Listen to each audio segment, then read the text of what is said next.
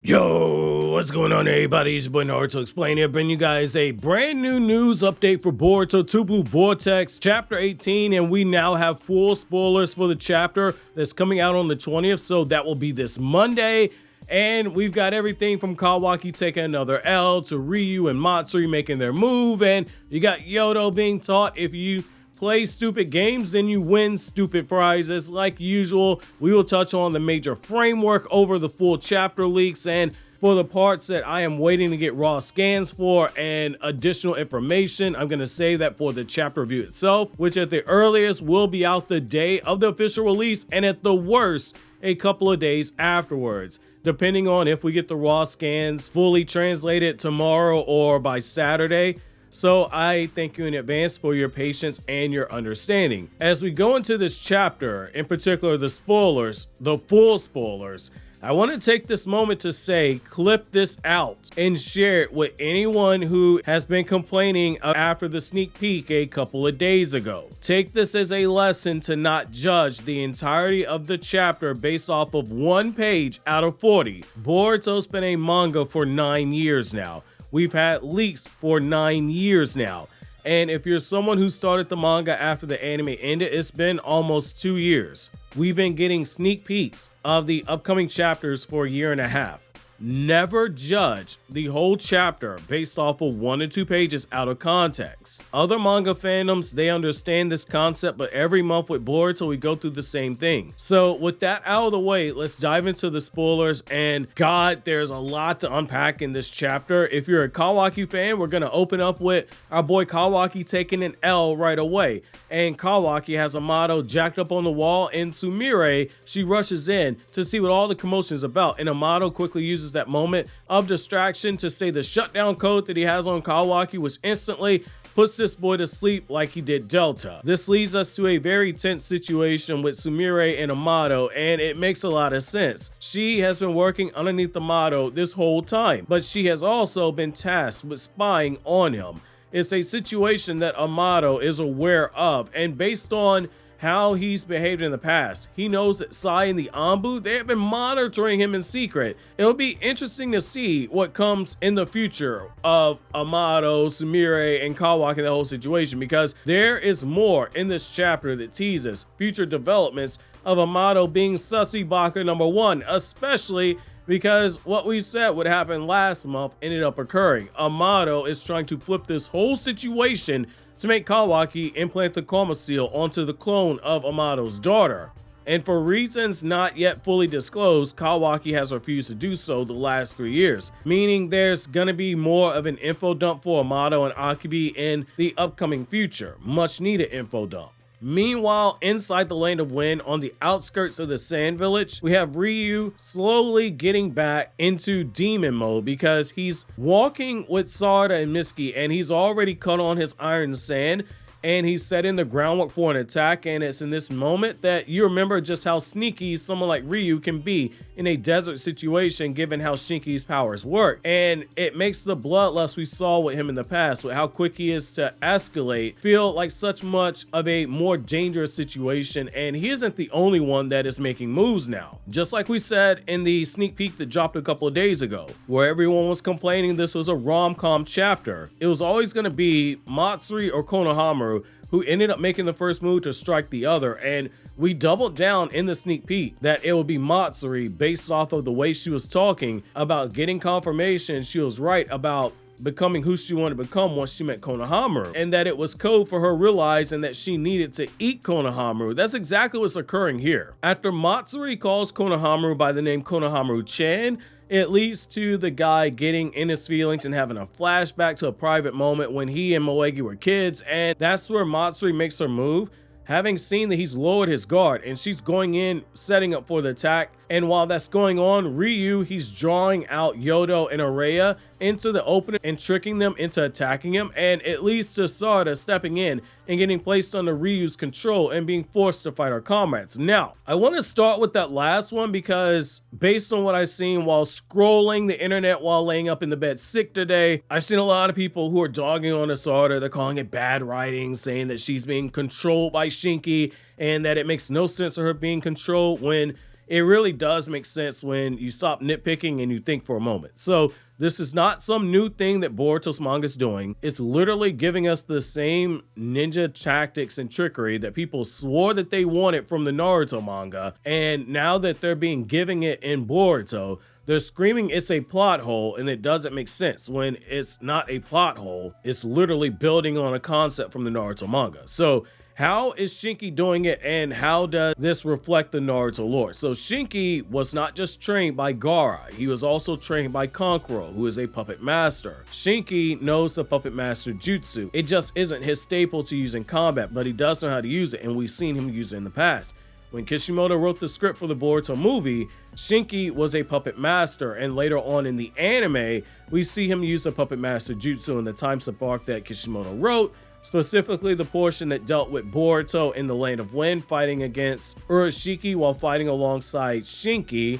And if I'm not mistaken, Shinki using the puppet master jutsu is kept in the Boruto manga for the Momoshiki arc. RYU has Shinki's jutsu, which means that he's able to use the puppet master jutsu, which means being able to use the chakra strings that were used to take control of Sarada. That is not a plot hole like I saw people saying. People throw that word out there too much. Hence why every now and then you'll see me say Boruto's create a plot hole in the title, and then I proceed to pick apart the very thing people call a plot hole. That is classic Naruto, and that is classic Naruto ninja trickery that we're seeing. The Shinju knew that the shinobi were after them, or at the very least they caught on to it pretty quickly, and it's basically turned into the leopards won't eat my face type of a moment, with the Shinju being the leopards and the Konoha shinobi being the idiots who thought, hey, the leopards won't eat my face. The questions we now have to ask is, did Sarada have her Sharingan on? Which I'm going to venture to say no, taking away the fact that she has a habit of not keeping her Sharingan on for extended periods of time. A really bad habit at that. But I think in this setting, it is fair to give her a pass for keeping her Sharingan off in this moment, because she wasn't trying to come off as hostile to RYU, since the whole mission was to deceive and betray the Shinju after winning their trust. If her Sharingan's on, RYU knows that something is up. However, unlucky for her, RYU was the first one that struck, and he did so by using the puppet master chakra strings that we've seen people like Sasori and Chiyo use, strings that would have been clearly visible to Sarada if she had her Sharingan on, since the Sharingan can see chakras of color.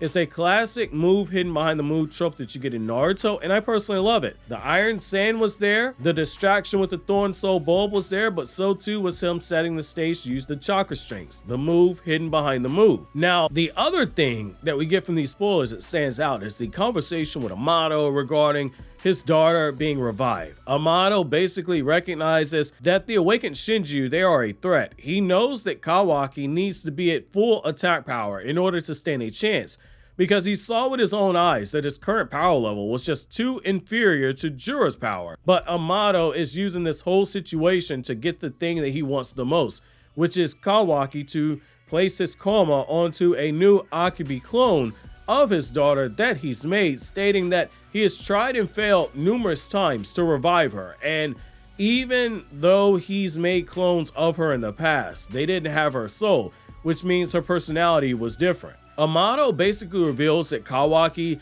hasn't been willing to put the karma seal onto a new clone because he was worried about making another Otsutsuki, and this leads to a major blow up that I want to wait to get more context on when I get all the scans fully translated, because tempers, they are clearly flaring right here. In a chapter where there's so much deception hidden behind every set of words, we can't really ignore the desperation in Amado's words in this chapter, and the constant reminder his daughter might be transformed into an Otsutsuki once she gets the karma seal on her. Even if Amado is being sincere, which I do doubt, the story's letting it on in a way that is way too thick, that something can and will go wrong with this new karma seal, and that it will birth another Otsutsuki. At some point, this moves from being a potential false gun, which means that it is something implanted into the story that seems important but is never brought up again and it isn't important, and instead it becomes a Chekhov's gun, which means that it eventually has to get fired off and made important to the story, even if it's only one time. Something bad is coming with this karma seal. something even Amado potentially never took into account. Now, the other thing we have to unpack here is the Shinju being able to flip the switch and just attack, and that's fascinating to me. It's a bold choice from a writing perspective to have the Shinju being written in a way where you for a moment start to view them as being sympathetic, and then they turn around and cleverly use subversion by having the Shinju show off all these human emotions only to lull the other characters into a false sense of security, and you catch them slipping and then they fall into the Shinju's trap. Shinobi are taught from an early age to see past deception, to look for the smallest cues that will betray their enemy, because as Tsunade told Sakura during their training in the manga, even the most skilled shinobi tells their weaknesses to their jutsu and their intentions if you just pay close enough attention to their actions, and that's basically what happened here, and everyone missed it. That's a shinobi. Matsuri was playing on Konohamaru's bond with Moegi, and Shikamaru telling the guy, look fam, Moegi is in love with you and she didn't know it. It has him thinking back to his childhood and stuff that he might have missed, and Matsuri is getting closer to him physically to set up an eventual attack. There's a reason she stopped blushing midway through this chapter. Ryu was also pretending to be super naive, going, hey, Konoha Shinobi dudes, you guys are so awesome, when in reality, he was already onto Mitsuki and Sarada from the jump.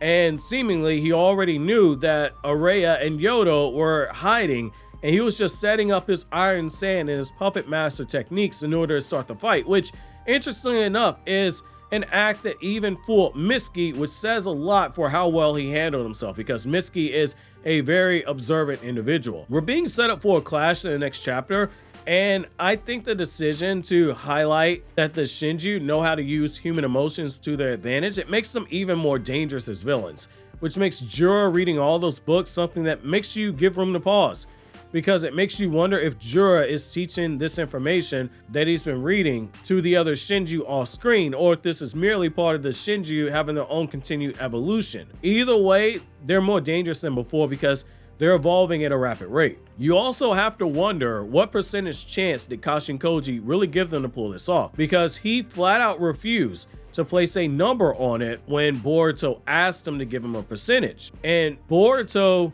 look very heated, looking at Kashin Koji sideways, because Boruto gets it.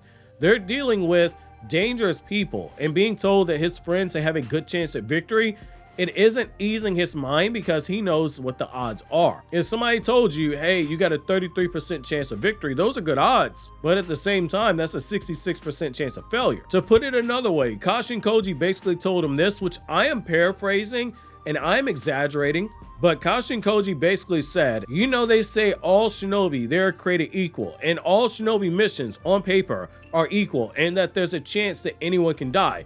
Normally, when you get an S-rank mission like Sarada and Mitsuki and them got, there's a 50-50 chance of you dying. However, Ryu and Matsuri, they're genetic freaks because they're made from chakra from Code, chakra from the Ten Tails, Ishiki's essence via the Karma Seal, and Code Shibai cells that he got. So they're not normal at all. So Sarada and Mitsuki, they got a 25 chance at best to beat Ryu and Matsuri. Then you add Yodo and Araya into the mix, people who could be used against them, the chances of them winning goes down. So that's basically a three-way situation. Sarada, Mitsuki, and Konohamaru, they have a 33 and a third chance of winning. But Ryu and Matsuri, they have a 66 and 2/3 chance of winning, because Yodo and Araya know they can't beat Ryu or Matsuri in a fight by themselves. Matsuri already made them boys run away before. So if you take Sarada and Mitsuki's 33 and 1/3 chance at winning minus Ryu and Matsuri's 25% chance at winning, and that means that Sarada and Mitsuki now have a 8 and 1/3 chance at winning. But then you have to take the 75% chance that Ryu and Matsuri have fighting in a one-on-one setting against any of them, and then add the 66 and 2/3% chance for each individual fight if it's a 2-on-1 setting. That means there's a 141 and 2/3 chance that Sarada and Mitsuki are going to get killed if things go wrong, if Ryu and Matsuri are able to team up. Boruto, the numbers don't lie, and they spell disaster if things go wrong, but sure, my guy, there's a chance that they won't fail. And Boruto basically saw through all that cryptic talk and gave Kashin Koji that side eye. It does make you wonder, now that things have been spiraling out of control, does Boruto finally step in? Also, if you understood that reference just now with the math breakdown, you are officially my favorite viewer on the channel.